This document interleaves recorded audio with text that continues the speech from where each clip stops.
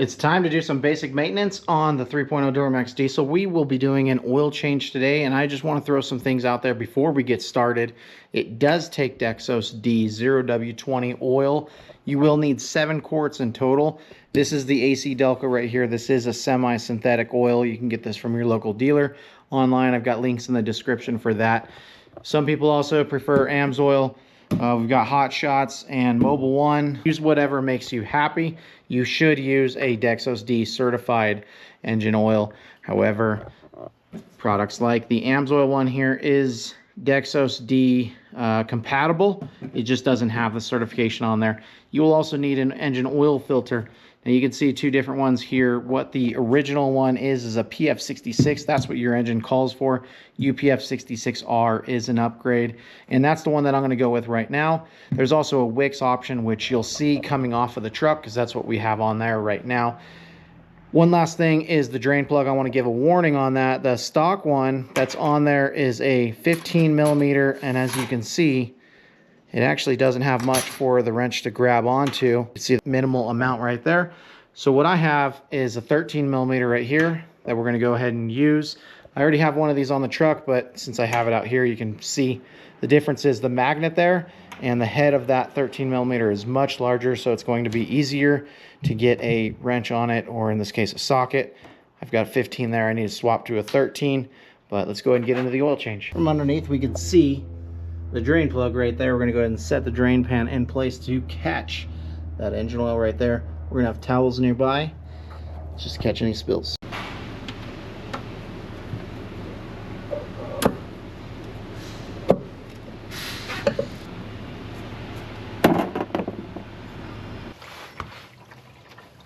All right, we'll let that drain all the way out. While that is draining, now is a good time to get the oil filter loosened up.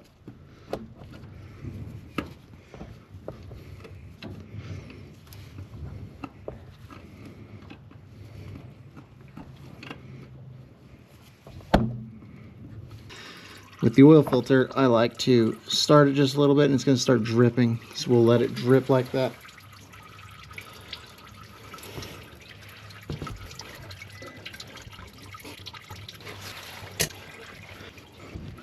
All right, with it dripping, I'm going to go ahead and attempt to pull this off.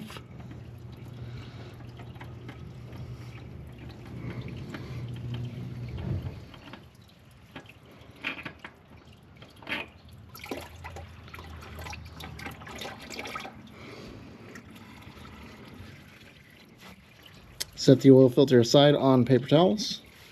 What you want to do is get a little bit of oil on your finger and put it on the seal of your new engine oil filter. With the oil filter ready to go back in, let's go ahead and screw it into place, righty-tighty, lefty-loosey. We're going to go ahead and go until the gasket hits the surface, and then you can go 3/4 to 1 full turn afterwards.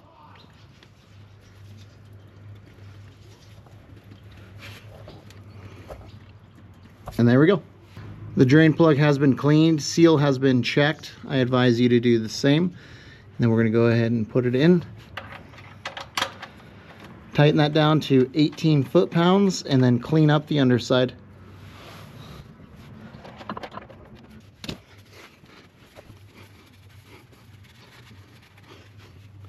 So just a warning to you, whenever you're doing this, you could put some plastic down or something. Just prepare for a little bit of overspray or splash, and yeah, try to keep a nice clean area.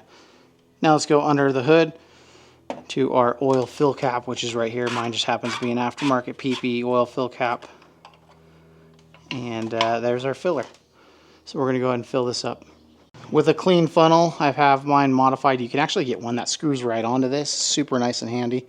Highly recommend that, but this will do for me for now. But clean funnel installed. We're going to go ahead and put in 7 quarts of 0W20 engine oil.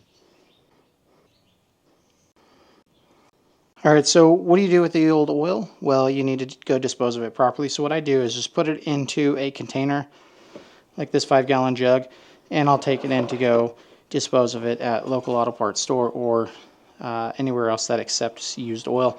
Now I do have this separate bucket here that I use to just set the oil filter on and allow that to drain, so that way I'm not dripping it all over the place.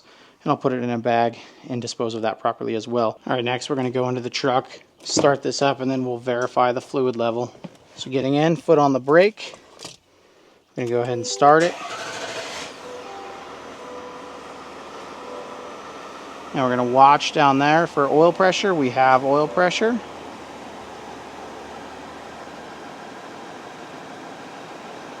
Go ahead and shut that off now. I'm going to key on by holding this down for 5 seconds. My foot is not on the brake.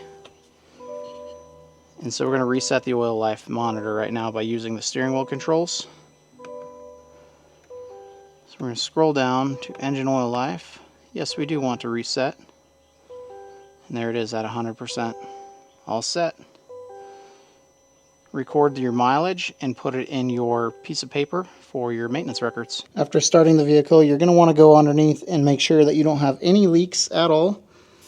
And in my case, none found with the oil filter or the drain plug. So we're good to go. Now that we've started the engine and we allowed it to sit, we can go ahead and check the engine oil level with the dipstick and make sure it's on the crosshatch area. All right, so I am actually right at the top of the crosshatched area.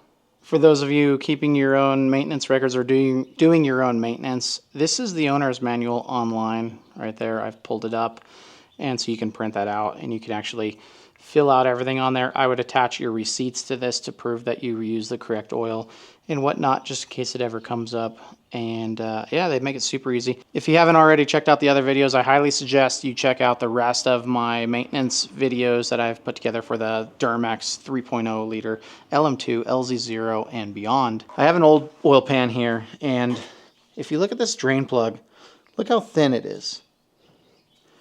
So what happens over time is it's actually really hard to get that off because people over tighten them, and then this super flimsy, thin stamped steel oil pan, it starts to bend. And what'll happen is this will get on there.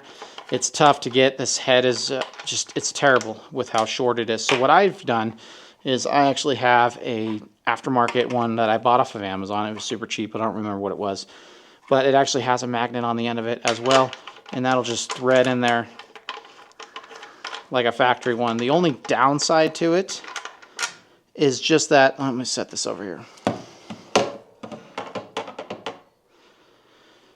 is that the O-ring sealing surface is actually smaller than the factory one, but I do like the addition of the magnet on there.